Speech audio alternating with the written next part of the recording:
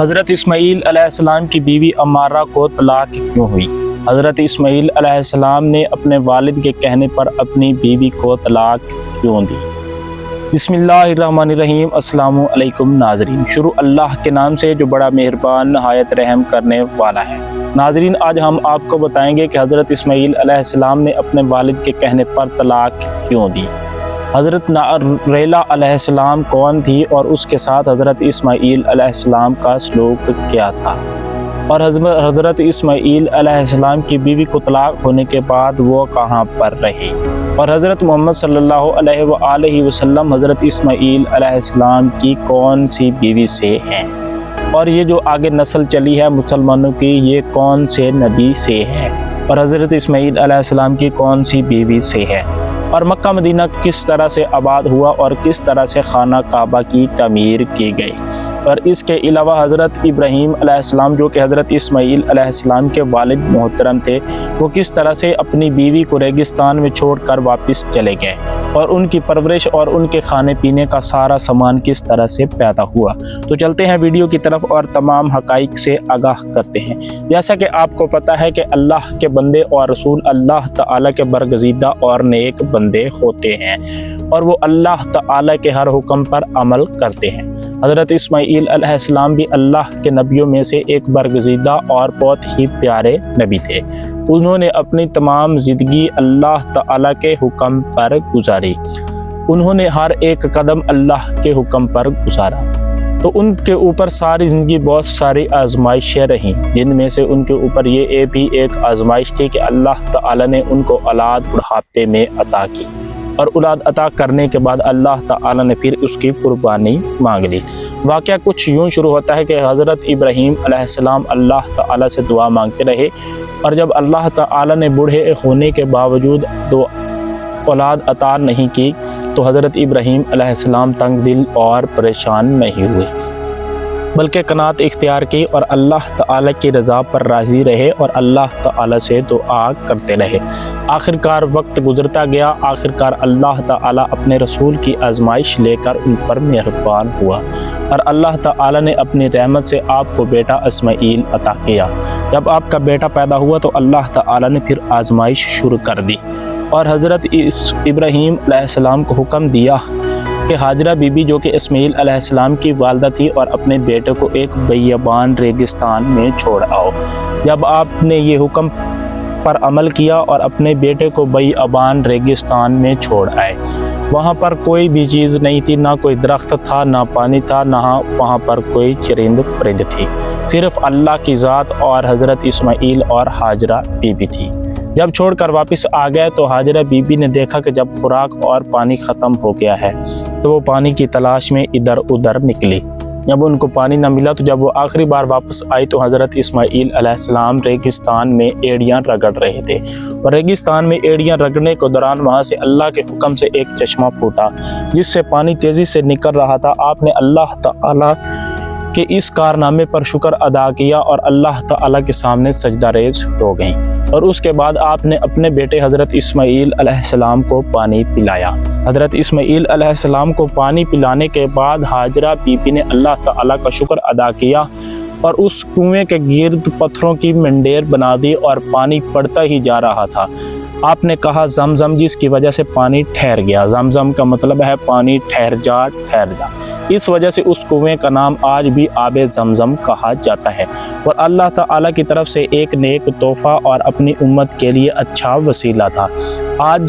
आज के दौर में भी हाजी मक्का मदीना में जाते हैं और आबे ज़मज़म का पानी वहाँ से लेकर आते हैं, जिसकी वजह से पूरे दुनिया के लोग फैज़याब और शफायाब होते हैं।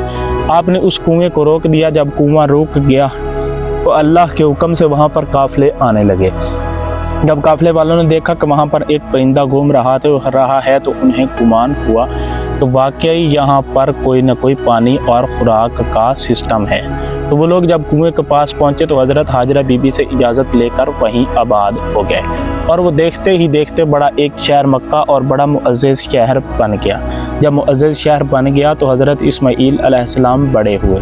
जब हज़रत इस्माईल अलैहिस्सलाम बड़े हुए तो उनकी वालिदा माजिदा का इंतकाल हो गया, जिसकी वजह से आप बड़े गमज़दा और परेशान हुए। उसके बाद आप उन्हीं कबीले वालों के साथ रहने लगे। जब कबीले वालों ने देखा कि ये थे बड़े नेक और मुअज़्ज़ज़ शख्स हैं और अल्लाह ताला के नबी और पाक बंदे हैं, तो उन्होंने अमारा की शादी हज़रत इस्माईल अलैहिस्सलाम से कर दी, जो कि एक नेक खतून और कबीले के मुअज़्ज़ज़ ख़ानदान में से थी। जब शादी उनके साथ हो गई तो हज़रत इब्राहीम अलैहिस्सलाम के बेटे हज़रत इस्माईल अलैहिस्सलाम वहीं पर गुज़र बसर करने लगे। वो मछलियों के शिकार पर जाते और मछलियों का शिकार ले आकर अपना गुज़र बसर करते। कुछ दिनों तक यही सिस्टम चलता रहा और अच्छा गुज़र बसर होता रहा। आखिरकार वक्त गुजरता गया। एक ऐसा वक्त आया कि हज़रत इस्माईल अलैहिस्सलाम के वालिद हज़रत इब्राहीम अलैहिस्सलाम वहाँ पर पहुँचे। जब इब्राहीम अलैहिस्सलाम वहाँ पर पहुँचे तो उन दरवाज़ा खटखटाया तो हज़रत इस्माईल अलैहिस्सलाम की बीवी बाहर आई, जिससे उन्होंने खाने पीने और रहने का इंतज़ाम पूछा तो वो अल्लाह ताला की नाशुक्री करने लगी। वो कहने लगी कि हमारे पास खाने पीने का इतना अच्छा सामान नहीं है, हम गुर्बत की ज़िंदगी गुजार रहे हैं। एक वक्त का खाना होता है और एक वक्त का खाना नहीं होता, कभी शिकार मिलता है कभी नहीं मिलता। तो इस वजह से हज़रत इब्राहीम अलैहिस्सलाम ने देखा कि ये बीवी तो नाशुक्री है, तो उन्होंने आते हुए हज़रत इस्माईल अलैहिस्सलाम के लिए एक पैगाम छोड़ा कि उसे पैगाम देना कि एक बुज़ुर्ग शख्स आए थे और उन्होंने ये हुक्म दिया था कि अपने घर की चौखट बदल लो। जब हज़रत इस्माईल अलैहिस्सलाम वापस आए तो उन्होंने देखा कि घर की फ़ज़ा बदली हुई है और ऐसे महसूस हो रहा है जैसे मेरे वालिद साहब आज यहाँ तशरीफ़ लाए थे। उन्होंने जल्दी से अपनी बीवी से पूछा तो उन्होंने ये मामला, सारी बात और उनका जो पैगाम था वो उन्हें थमा दिया। पैगाम सुनकर हज़रत इस्माईल अलैहिस्सलाम परेशान हो गए और अपनी बीवी की तरफ देखने लगे। बीवी से पूछा कि ये आपको पता है कि क्या पैगाम देकर गए हैं? बीवी ने कहा कि नहीं, मुझे नहीं पता। हज़रत इस्माईल अलैहिस्सलाम ने इस पैगाम पर गौर किया और इस नतीजे पर पहुँचे कि ए अमारा, आज से तेरी और मेरी राहें जुदा हैं।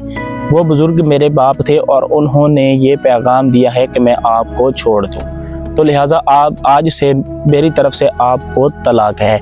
अमारा बड़ी परेशान हुई और रोने लगी, लेकिन हज़रत इस्माईल अलैहिस्सलाम के लिए यही मोतबर पैगाम था और अल्लाह और उसके वालिद का हुक्म था।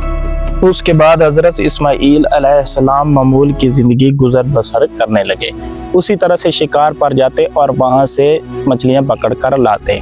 कभी शिकार मिलता तो कभी फाका करना पड़ता, क्योंकि ये हवाई रोज़ी थी और इस पर कोई एतबार और कोई यकीन नहीं था।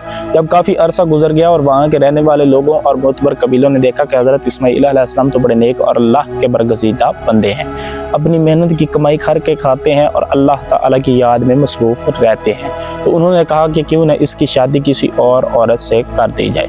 लिहाजा उन्होंने शादी का फ़ैसला किया और उनके कबीले में जो बहुत ही नेक और मुअज़्ज़ज़ खतून थी उसके साथ उनका निकाह कर दिया। उस खतून का नाम था रैला अलैहिस्सलाम।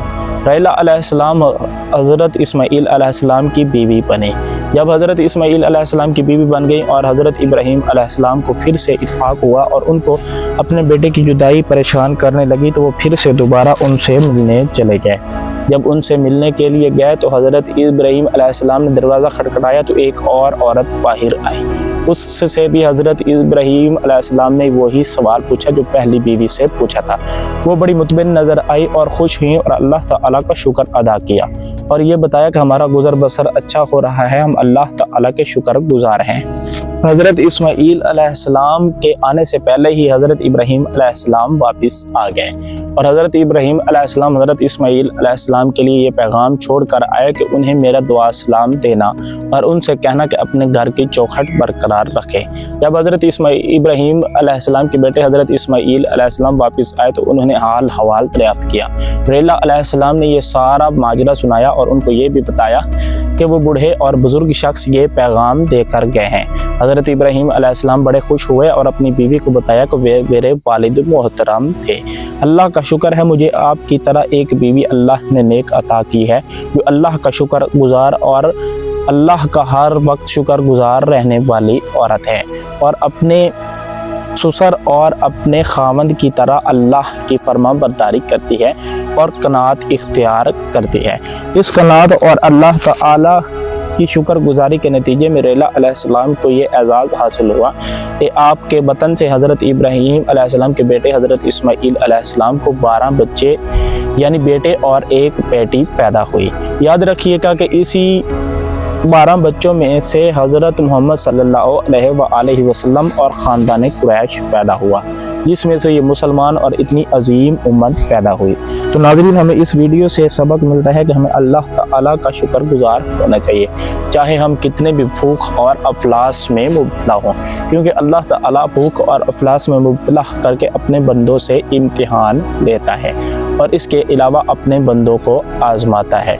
और अल्लाह ताला इस कनात और सब्र और शुक्रगुजारी की वजह से बड़ा सिला अता करता है। जिस तरह से हज़रत रेला अलैहिस्सलाम को ये सिला अदा किया, हज़रत मोहम्मद सल्लल्लाहु अलैहि वसल्लम उनकी औलाद से थे और एक अजीम उम्मत मुसलमा उनकी औलाद से पैदा हुई। तो नाज़रीन, उम्मीद है कि आपको वीडियो अच्छी लगी होगी। अगर वीडियो अच्छी लगी है तो चैनल को सब्सक्राइब कर दें और साथ में लगी बेल आइकन को भी प्रेस कर दें ताकि आने वाली हर अच्छी वीडियोस आप तक पहुंचती रहें। वस्सलाम। इंशाल्लाह मिलते हैं अगली वीडियो के अंदर।